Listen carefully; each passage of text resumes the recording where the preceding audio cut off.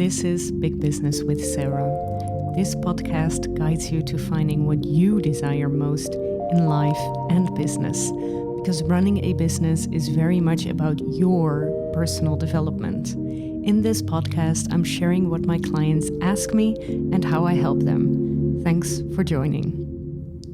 How to have more fun in your business. I cannot believe I didn't have one other episode dedicated to this. I'm actually not really 100% sure if I do, because it's already so many that I've created. But I thought it was time for a new one, or at least the first one. The thing that I find most important for my clients is that they have fun in their business. And fun is different for everyone. So let me just, put that out there. For some people, it's fun to go to the circus. Others really love to go to a very high luxury cocktail bar. Let me just put that out there. Everybody has different ideas of what fun is. And, one of the things that I'm always looking, when my clients are talking to me, when they are giving me an update, or, we're talking about something, or, they're in my mini program like Trailblaze, I always want to check and see if they have fun, because, that is to me an indicator that they're on the right way. And, when I was, doing any job in the world, but let's say my interim management job, I thought I was having fun, but actually I was making long hours. I was always very tired. I was actually filled with negativity because, I had to handle tough things, had to make tough decisions, and I thought I liked it. But now looking back and knowing, that I can, run my business the way that I'm doing right now, I know that it wasn't as much fun as I'm having right now. So I'm not saying it was bad. I'm not saying that all interim managers are not having fun. Not at all. It was just not for me. Or it was for me at the time, but not anymore. So, maybe I want to invite you to think about, when you're running your business, and this is an everyday practice, to look at, am I actually enjoying this? Am I actually having fun? And so, one of the things, that I'm very much not a huge fan of this, except, when you have millions of followers and are very popular and famous, is ads.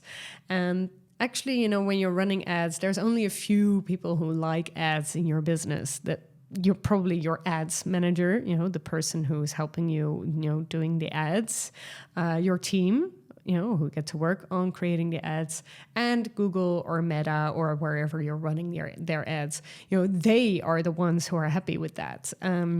Yes, of course, some of your audience may like it, but it's probably 2-3%, and the rest is not. And I'm not sure if you like it. Looking at the people who are joining, but that's really up to you, or creating the ads or spending the money on the ads. How much fun is that, right? So this is very easy for me. Actually a little bit too easy to share. Looking at if you really have fun in something that you're doing right now. So for instance, me creating this podcast. I love talking. I love talking in a microphone. I love listening to myself, on my headphones and seeing if everything is all right. And, I have my little Rodecaster Pro here, and I'm having all the buttons with little lights and everything. And I love it because it reminds me of when I was young and I was dreaming of having my own radio show. And I would have, a little tape deck back then. I'm 37, so there we go. We had a tape deck, and, I remember, just pushing rec play, at the same time. It had to be at the same time if you wanted to record something that was on the radio. So I would record a song from the radio, and then I would have a little microphone. I think it was from something like my first Sony, but it wasn't, because I always would get like kind of the B brand, not the real Sony, but I don't know, something else. And I would, talk in the mic and then also record that, and then kind of cut that all and sew it all together. It was actually a lot of work. And now I have this great machine here. I don't know how many years later, 20 years later. Well, no, actually 25 years later, because I was much younger. So yes, I always have fun when I'm with my little Rodecaster Pro 2. Actually, it is. But this is not an ad. This is not sponsored content. But that's something that really makes me happy. And so, I'm trying to fill in my business completely with things I love, and so.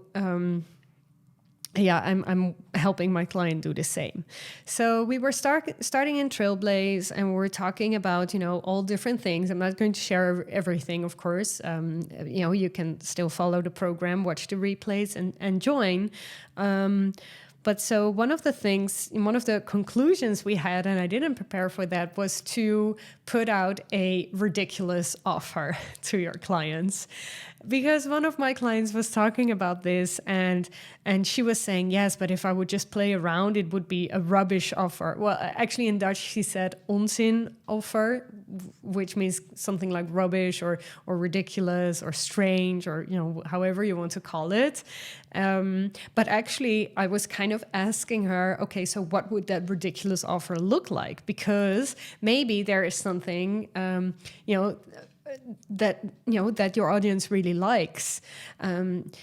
It really, if you're thinking about creating a ridiculous offer, and this is just an example, right? But I want you to kind of go with it. So if you're thinking about something which you think, well, this is actually really strange, you can actually be very original, because let's be honest, the online business space, I love it. It's very nice, it's very creative, but a lot of offers are kind of copies, are doing kind of the same, obviously, because it works, that's why. But, how do you stand out? By maybe making it a little bit ridiculous. So, that's the first part, how can you have more fun in your business? So think about your offer. So it could be a ridiculous offer. It could be also something less ridiculous, or you start with ridiculous and then you're going trickling down to actually what it's going to be. So a few questions to help you with this is, what do you like to do? Do you like to talk? Do you like to help someone one-on-one? Do you like to help people in a group? Do you like to add video? Do you want to do pre-recorded? Do you want to do live trainings? Do you want to do, that done for you service? So, a client comes to you saying, I don't know, I want to organize an event. You have to help me. Okay, let's do this. Do you want to give them templates which they can fill out? Are you very good at templates? Are you maybe very good at creating Excel sheets and seeing how they can, benefit more from XYZ? What is something that you like to do, just in general? My husband, for instance, he really loves creating Excels. So, that's not the only thing he does, but he's always looking at ways, to analyze things in the job he works for, and seeing, how they can work more efficiently, or, gain more this, or, all these little things he likes to discover. And they like it too.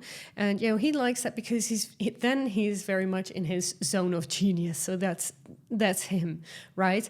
And so I'm in my zone of genius when there is a microphone in front of me or people in front of me, in a live call. That's when I'm getting very energized. Right now, I'm sitting up straight. I'm moving my hands a lot. If you're watching the video, I'm going to try to stop that a little bit. And I'm just talking. So what do you do? So that's the first one. What do you like to do? What do your clients like to do? How do they like to receive the information? Maybe your clients really like it if you're going to leave a message on Voxer on midnight every day. I don't know, maybe they want to get, receive an affirmation, or maybe they want to receive a secret message. I don't know, or a private message, or maybe they like to receive an audio training every Sunday, like my 9 Lives members. My clients in the Big Business Club, by the way, I just got off a call. They really like that we're doing a 30-minute call every Monday afternoon at 2 p.m., and it's a half hour, and we're talking about their businesses, and they just give me a quick update, and I'm doing quick coaching, quick coaching. And, this also gives me information, so where should our next call be about, or maybe my next program, I don't know if it's something very big, what can I help them with? And my clients really like that call because it's really like a check-in, and, sometimes everyone is there. Sometimes it's just one person. Sometimes there's no one. It's also fine. I'm just going to do something else. But what do your clients like to do? How do they like to receive information? So one of my clients, for instance, just told me, or through stories, said that she likes receiving my audio Voxer messages, but she's more of a visual person, so she always likes to read, actually. So she has to listen to my audio twice to really understand it. And there's always different approaches, and that gives me information. I'm thinking, maybe I should just write to her, or have AI dictate the other way around what I've just said. So how can you be original in this, right? So with those 3 ingredients, what do you like? What do your clients like? And what do your clients want to learn from you? That's an important one. What do they actually want to learn from you? What is something that makes you stand out, right? So what is something very special about you? For instance, I did actually receive quite a lot of responses to my CPTSD diagnosis and how I'm working with that. And of course, I'm thinking about, I'm not going to give therapy or anything, but maybe I can talk about, how I handled working with that. And maybe it's just going to be a masterclass or an Instagram live, or maybe it's going to be a little program. I don't know yet. But I know that this is something that not every coach has this diagnosis, right? Not every business coach has this. So, there is something, so people responded to me and started to work with me because of that. It's so interesting how that works. What is something that people want to learn from you? Maybe you always like to, dress up.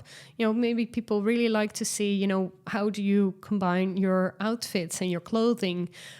Someone who is really good at it, and it's actually one of my clients who pointed her out to me, is Trini Woodall. She owns a makeup brand. Very nice brand, actually. I haven't purchased anything yet, but I'm very close to, because I'm following her stories, and I always really like that she likes to dress up in front of the camera, and she's always talking about, her colors that work on her, and obviously her makeup is all about that, and she's kind of trickling down all those little details of, what she finds important, and and that really adds to the brand. So how can you add to your brand? And then the other thing that you can really have a lot of fun with in your business is content. So I want you to think about, what you like to consume first, of course, what you prefer, what you like to follow, or what you like to also maybe to create. Maybe you do like to create videos. Maybe you do like, so for instance, something that I'm doing right now is creating a lot of carousel posts in my Instagram. And I know that they are very popular because they're filled with value, but also look at, peeling off exactly what your clients are working with. So we don't want to have the generics post of 5 tips for better content. I mean, that's not going to work anymore. I'm sorry, but it's just not, and even, if you're going to Canva, I think you can just get that post, without actually writing it. It's just a template in Canva.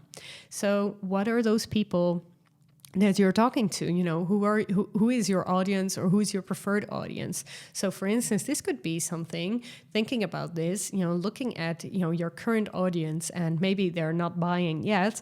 Maybe they're not buying yet because they're never your ideal client, because actually you don't want to work with them. For instance, if you're talking to people who are not, I actually had a client once who was coming from the yoga industry, yoga world, and she was having this idea that, in the yoga industry in that case was more of, pay as you want, or just as cheap as possible, because of the belief that there shouldn't be too much money around, or I'm saying this the wrong way, but she was coming from this idea that people don't want to spend money, but there are actually people who want to spend money.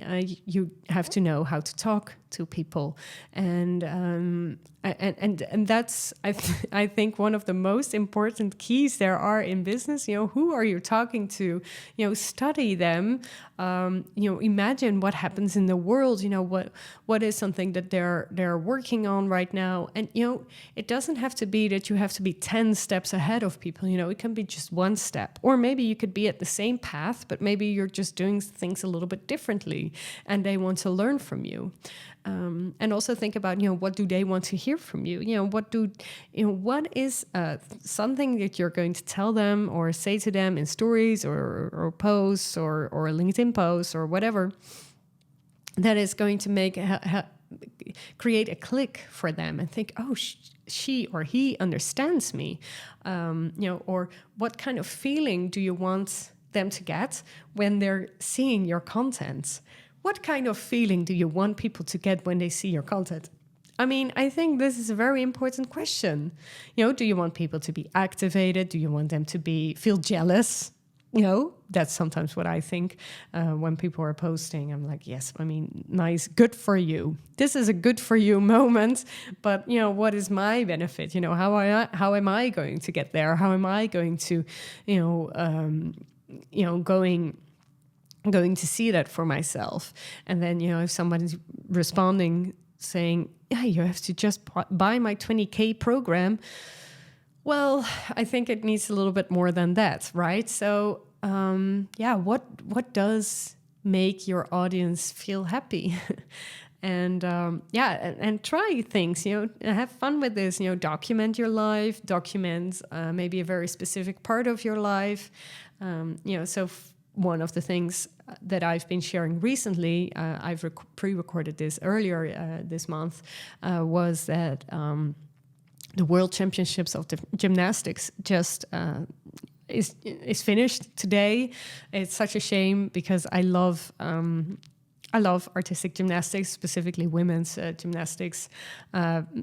Men's gymnastics I'm not very interested in, but women's I am, and it was such a great competition. It was in Antwerp. I was actually there on Friday in the all round finale, and it was great seeing the gymnasts again. And in real life, it has been really a lot of years ago when I was at a world championship for the last time as a visitor, and so it was really nice, and I posted about it, and it's nice because, in that way, because I'm posting about it, people are kind of identifying themselves as, for instance, an ex-gymnast. And I always have that feeling, I've been a gymnast for 12 years, so from 8 till 20, and I was working on apparatus from 8 till I think it was 12 or 13. And then I went into tumbling and trampoline from 13 to 20.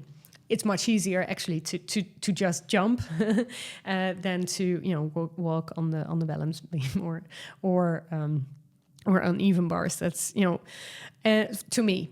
It was easier to me, less pressure and everything. But it's always when I'm talking to a former gymnast, no matter actually the level, I'm always feeling a kind of bond because you know what it's like. You know what it's like to have pain.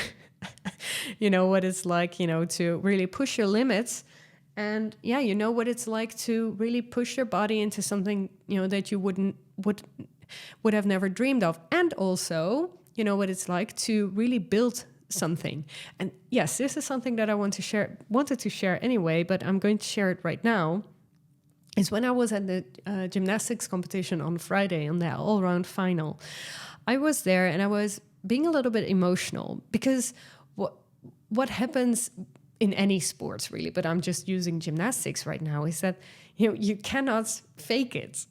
If you're a gymnast, what I'm seeing in the online space the whole time, or when people are reinventing themselves in their business or whatever, or creating passive income, that you can't really tell if somebody has really gone through the motions. You can only tell when you purchase a program and somebody's talking, well, you're thinking, no, this is not for me, this is bad. Okay, let me just see if I can get my money back or just go away because this is bad.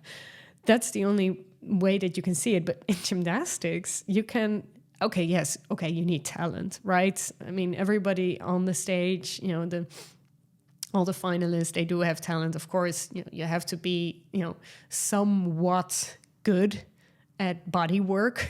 But the thing is, you have to train really hard. And you can't fake it. So the thing is, it's so honest. And that's what I love so much about the sports. And if I'm talking to a gymnast, or a former gymnast, who was a gymnast in their early years, until 20 or till 16 or 12, they know what it's like to have a goal. For instance, do a double somersault. And then I know that they've gone through that process of a build-up. It's not like, you're doing a single double somersault and one day you decide you're going to do a double. No, you have to train for that. You have to train for that in all different kinds of situations. You have to build that up. And so, the people that are a former gymnast understand that. So I don't have to explain that. And that's nice. I always feel a bond. Anyway, that being said, sorry, a little bit exaggerating on this point, but really, so having that fun in your business, you are going to enjoy the process much more. And I believe that that's so important in business. I see so many people, who are saying, yay, I have my first 100K year or 200K year, celebrating that. And I'm thinking, yes, but I mean, is this sustainable? Is this something that you can do for 10 years? Maybe that's something that you can ask yourself, right? So if you're in your business right now and, thinking about the upcoming week, is this something I want to do the upcoming 10 years? The answer for me is yes, I can do this all day, every day. The way that I'm running my business right now is perfect because I crafted it, right? I've worked on this. I didn't know what I wanted, 2.5 years ago when I knew that I had to change, or almost 3 years ago, actually. So that's kind of when I switched and saying, okay, yes, I want to create a more sustainable business. But so, is this something I want to do the upcoming 10 years? If the answer is yes, then yes, you're probably having fun. But if you're also enjoying the process more, you're going to be more detached from the outcome because you're already enjoying the process and the outcome will come. So that's also one of the reasons why I'm not doing sales challenges anymore, because it's all going to be about the process. And that's what I'm coaching my clients on. And if you want to know more about that, of course, you can send me a message, seeing if this is for you. But, really, focus on that process, focus on having fun, and you're going to win the business game. Thank you for listening to Big Business with Sarah. If you've enjoyed today's episode, leave a 5-star review and hit subscribe. If you're ready for your next step in business, you can find out how to work with me in the show notes. Do not forget to submit your coaching question for one of my next episodes. Have a happy day.